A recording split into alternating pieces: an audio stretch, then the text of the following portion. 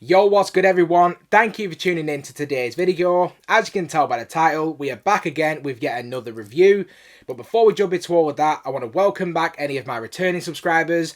But if you are new around here, welcome to the channel. My name is Aiden, and on this channel we do release brand new sneaker content just like this each and every week. So please consider smashing that subscribe button if you haven't already. Also, if you do enjoy this video, please give it a massive thumbs up, as it really does help getting this video out to more people so we can keep expanding our community, which is always appreciated. But with all that waffling aside and everything said and done, let's go ahead and get straight into it.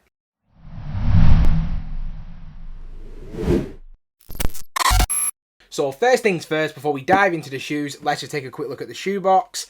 Now, as you can see, we get that pretty standard Yeezy cardboard box. In the centre of the lid, we do have that 700 branding. On the side of the box, we have the Boost branding. If we then take a quick look at the label, which reads 700 MNVN in the BRG CYA colourway, and this is a UK size 9. Now, as a lot of you guys will probably notice, I actually got this shoe from End, and they always seem to stick an extra little barcode on the side, so for anyone that didn't already know. And other than that, I think there's not really a lot else we can really talk about in terms of the box. So if we now just go ahead and jump straight into the shoes. So I'm not going to take up any more of your guys' time, because once again, it is absolutely boiling in here tonight. So if we go ahead and actually jump straight into the shoe, starting out with the uppers. Now, the upper itself is done in this really nice polarizing Bright Cyan colorway, and the upper itself is a complete one-piece construction. Now, this has been crafted using synthetic materials as far as what I've been able to find online. Now, you might be asking yourself what those synthetic materials are, and that would be a very good question that I don't know the answer to, unfortunately. I tried to find out exactly what it's made from, just so I could get a better understanding of, the makeup of the shoe. Unfortunately, I couldn't find anything that specifically says what it is, so I'm just going to have to remain as vague as the actual listing for the shoe. So it's saying it's synthetic, and you definitely get that synthetic feel. I'm not a fan, I'm going to be completely honest. I think the quality is genuinely very, very poor in terms of the overall upper. It just feels and looks really cheap. However, on the upside, there is actually a really nice contrast on the upper, as we do have these black suede overlays used on the toe as well as on the heel. Incorporate into the suede, we do also have really nice pops of 3M, and I genuinely believe that the 3M was a really nice touch. It's really refined, it's not too obvious or blatant, and it's just a really nice subtle detail for the shoe.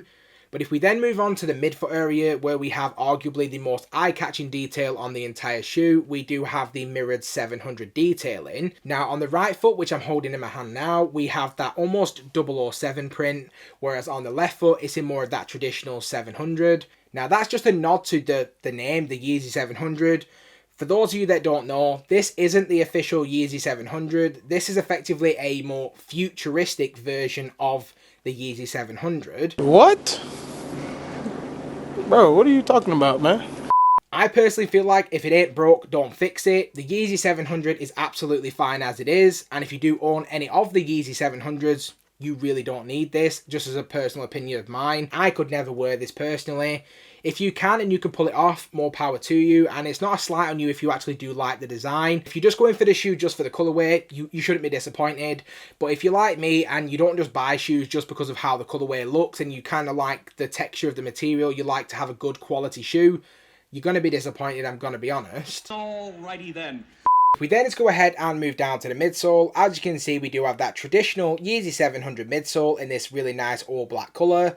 Now, surprisingly to me, as this is the very first time I've ever owned a pair of 700s, towards the heel portion, we do actually have a really nice pop of 3M once again. And incorporated into the midsole, we have Adidas's Ultra Boost Tech. I say this in every single one of my Yeezy reviews. The Ultra Boost, as far as I'm concerned, is still to this day the single most comfortable material that's actually used on any shoe.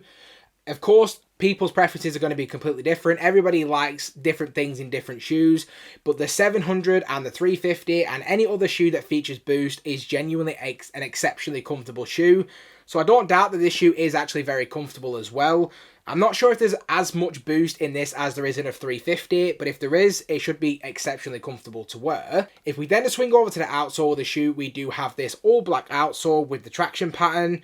Now, peeking through the actual outsole itself, we do have those little hits of the Ultra Boost, and then towards the heel of the outsole, we do have that Adidas branding. So moving back into the center of the shoe, in the center, we do have these all black infinity rope laces.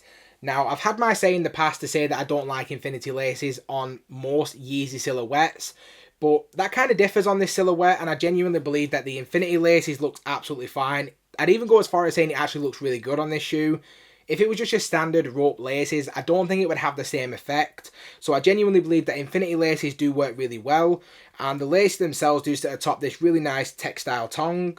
The top of the tongue itself is also really nicely padded, so I've got no complaints there. Feels really nice to touch, and there is actually quite a lot of cushion in there, so another really nice detail. But if we then just go ahead and actually move inside the shoe around the actual sock liner, we do have this all black nylon material, I believe.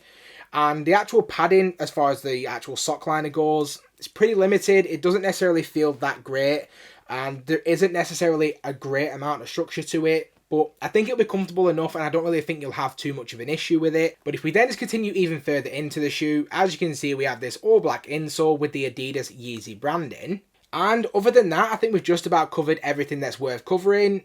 Probably one final thought is, if you're actually looking to pick these up on the resale market, do make sure that the tags are actually featured on the right foot, not the left. If you do end up going to meet somebody to buy these and the tags are on the left foot, most likely they are fake or from a different region.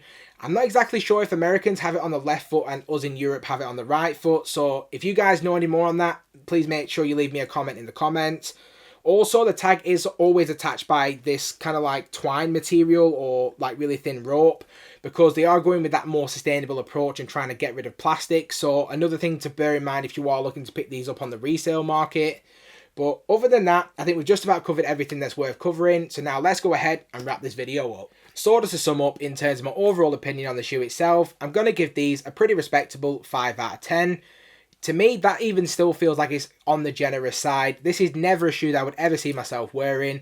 And as soon as this review is completed, I'm actually going to be sending these shoes straight back. I genuinely feel like the price point is extortionate for the quality that we get on the actual shoe, just to be completely honest. This is not befitting of a £180 price point.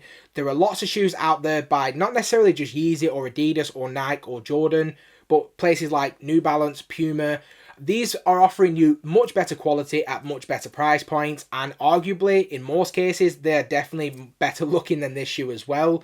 So this shoe is definitely getting a hard pass from me. If you like this shoe, this is no slight on you. This is just my personal opinion, and like what you like, and it's just not something that I personally would ever really want to wear in my own situation. But I'd love to know your guys' opinions as well. Did you cop these, and what do you think of them? Please make sure to leave me a comment in the comment section below. But if you have stuck around to this point in the video, I want to say a massive thank you. If you haven't already, please consider smashing that subscribe button. Also, make sure that bell notification is switched on so you never miss a video. And I hope to see you all again in the next one.